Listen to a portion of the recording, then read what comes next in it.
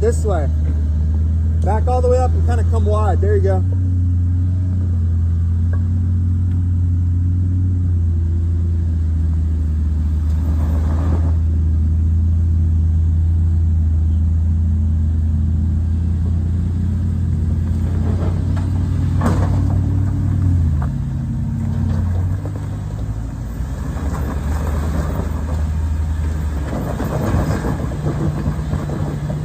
Touch passenger if you can.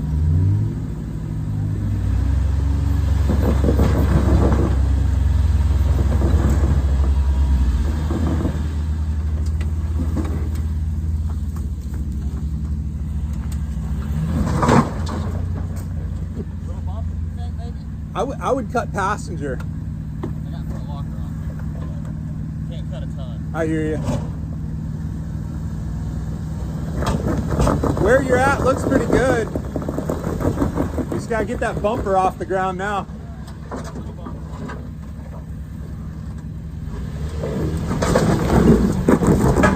Oh, oh! Little passenger if you can.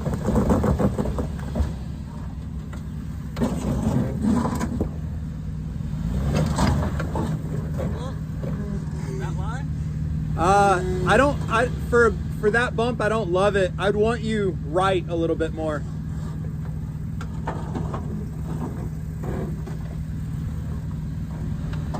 Cut passenger.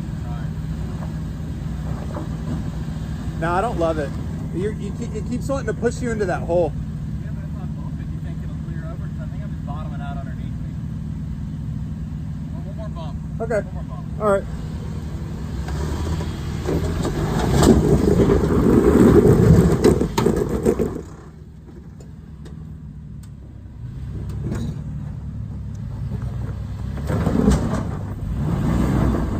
Front's not spinning.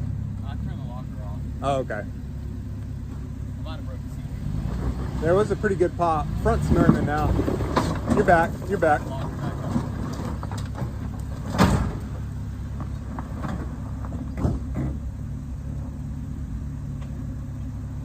Figured I'd throw that video in beginning of this. That happened this past weekend. Pretty much climbing with a front locker. Tends to happen. Was even really good CVV by CVJ, but CV wasn't the thing that broke first. It was my Toyota inner tie rod broke, which then maxed the angle on the CV with the front locker. It just blew apart the outer cage of the CV. So it is what it is. It's what happens when you start wheeling IFS. It's my first one I've actually like truly blown like that, and that was, as you can see, trying to climb a really big obstacle. I usually just climb up the front ledge and don't have an issue at all, but my rear bumper was dragging because it's been dug out over the season there. But yeah, so let's get back to the normal crawler videos we have. Hopefully get this thing done so I can stop wheeling the 5th gen so hard. All right, see you guys. What's up, everybody? New video. It is Tuesday. Got a little bit done yesterday and just a little bit done today. So I took a bunch of photos, but I didn't take a whole lot of video. Actually, no video. So let me drop the photos, kind of a slideshow of what I've done, then I'll come back and talk about it.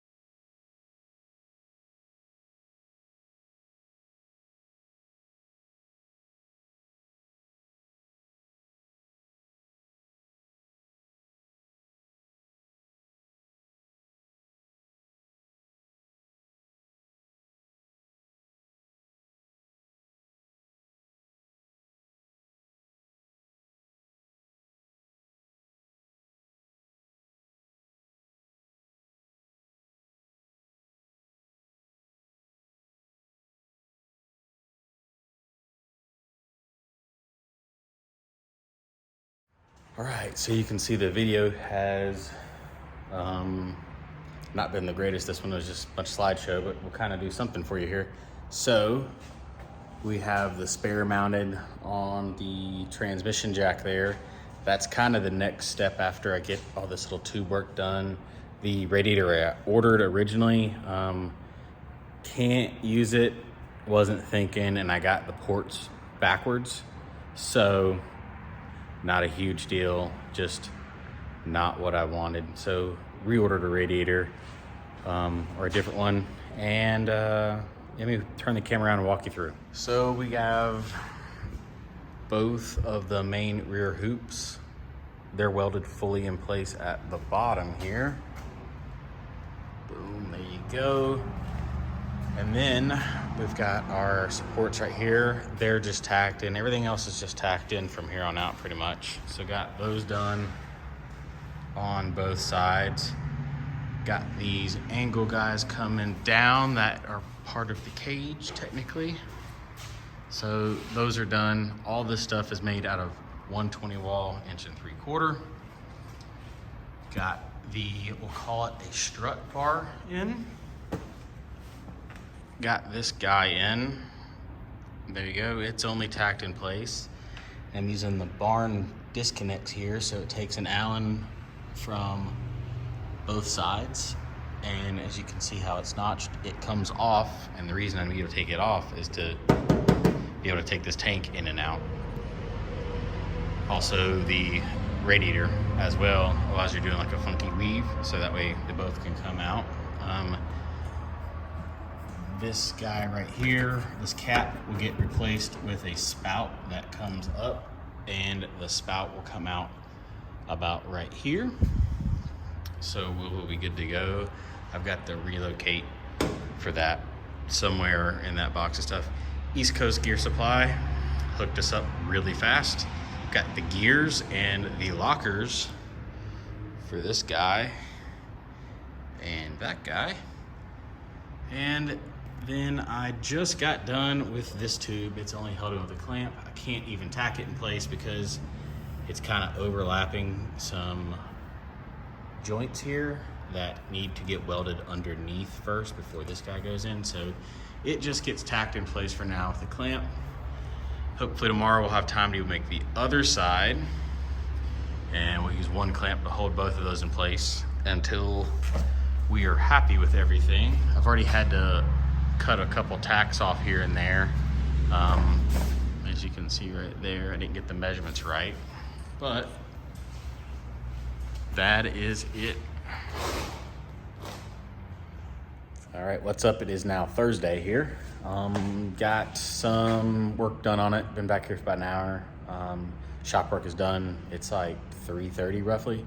So made the other the other tube for the passenger side now.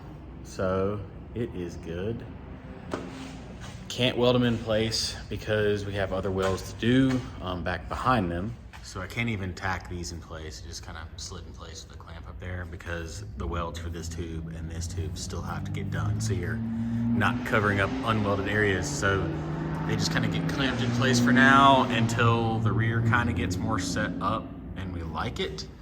That way, in case we have to cut that guy loose and move it for some reason, which I don't see why we would, but if something doesn't work and it has to come apart, it's just easier to leave it clamped in place rather than put a tack and then maybe forgetting to weld in behind here and here, or having to cut the tack off to take it off. So we just kind of let it set in place for now. But we've got a strap ran from that side over there because the whole back of the buggy here was shifted over like a 1/2 inch. I don't know if I can get it on camera, but center line mark, center line mark, center line mark on the dash, they all now line up with each other. There you go. You can kind of see it poking through there. They all line up. It's like a 1/2 inch off, so just took a big strap, strapped it over just to keep everything square. I just keep checking on it as I'm working, make sure it's not going too far and something else has changed. But after realistically we get those guys welded in, it should not move. It's just it has no triangulation right now, so it kind of floats wherever it wants. So let's get the rear end pushed all the way up to full bump, get it set back on the tires and blocks of wood so it's sitting there. And then we can roll the spare over and kind of start getting a plan on how the spare is going to be held in place. I kind of have an idea of what I want, but we will see what I can actually do. Exciting news, more shop equipment. I finally ordered a tube bender. So that should be here on Friday, which is awesome. It shipped literally the same day. Awesome. For those interested in which tube bender I got,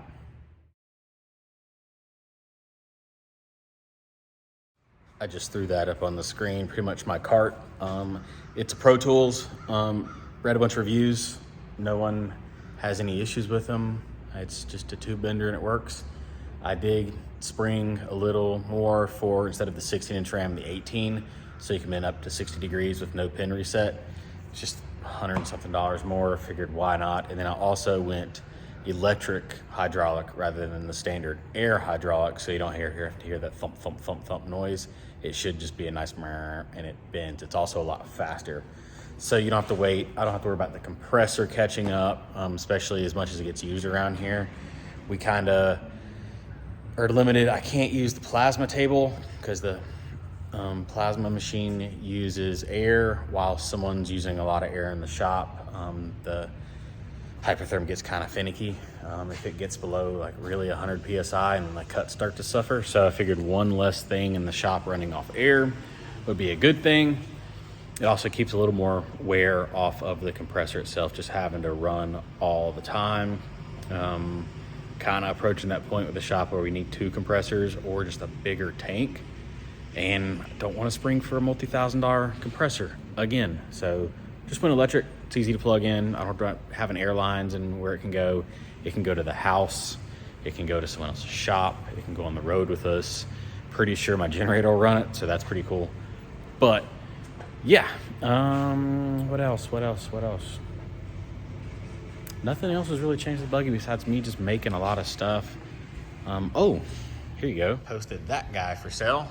It kind of making its way around the off-road Facebook groups for sale. I'm asking $15,500. I was gonna list it for $17,000 and then let someone try talking me down to $15,500, and I'm just staying firm at $15,500 on it. It's a hell of a deal. If it was for sale when I was looking to buy one, I would have bought it for $15,500. So yeah, everybody kind of knows about that if you follow the channel. It's a 80 with a 22RE swap and 80 series axles on 37s and 3-linked and 4-linked and all sorts of good stuff. Yeah, so let's just keep going here. This build's done. Well, it's almost done. It's got a few more things to wrap up. This is the 10-mile 4Runner we have built. Dealership dropped it off on a trailer, and the customer is flying in from California to come take delivery of his truck he's never sat in or seen. Pretty much a full build.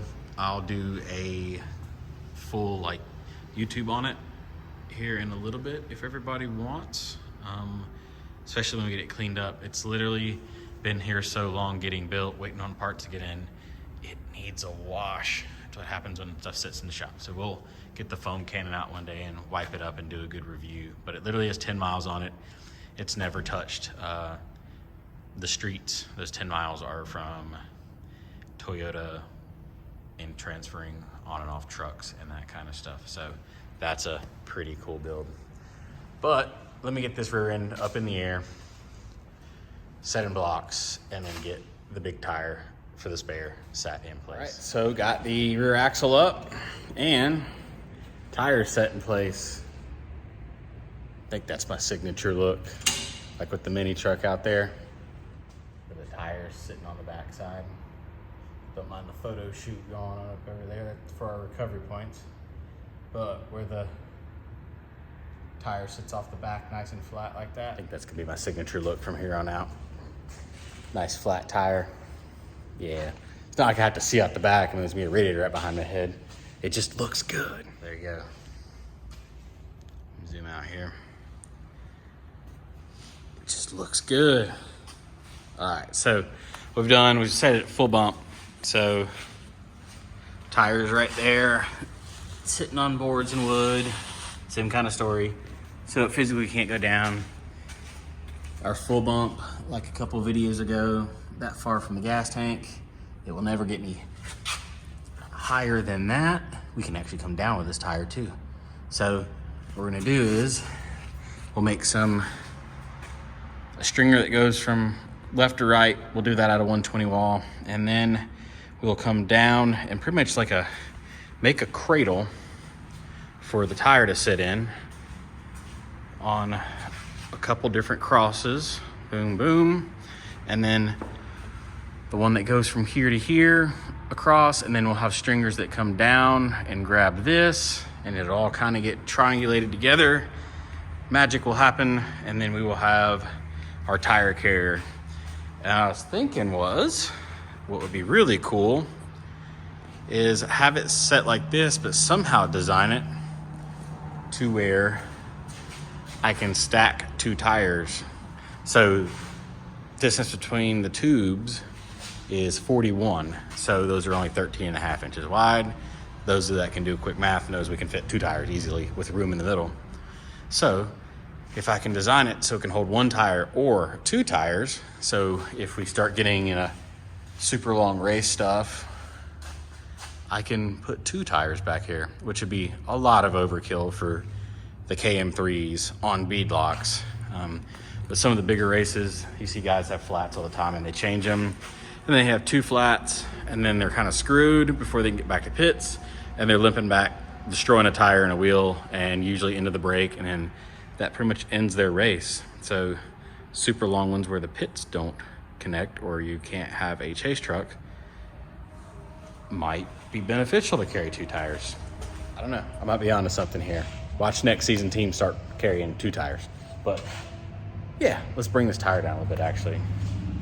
So it can come down because this gap is way too much. We don't want that much gap. There we go. I'm liking that. It's about 2 inches of room.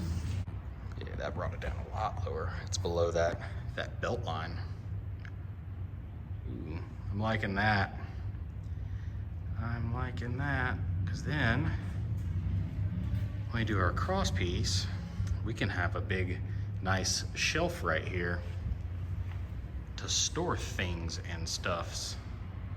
Because what I would like to do, I think would be really cool, would be run this thing on Ultimate Adventure, because it will be street legal, because it will be a 4Runner. That way we have room for our stuff. Plus it gets the weight down lower. Nice low and slow, or low and fast, if you would. Man, that's looking good. Yeah, I'm liking that a lot closer down like that. That's good call by me. All right, let's stop taking video, get some work done.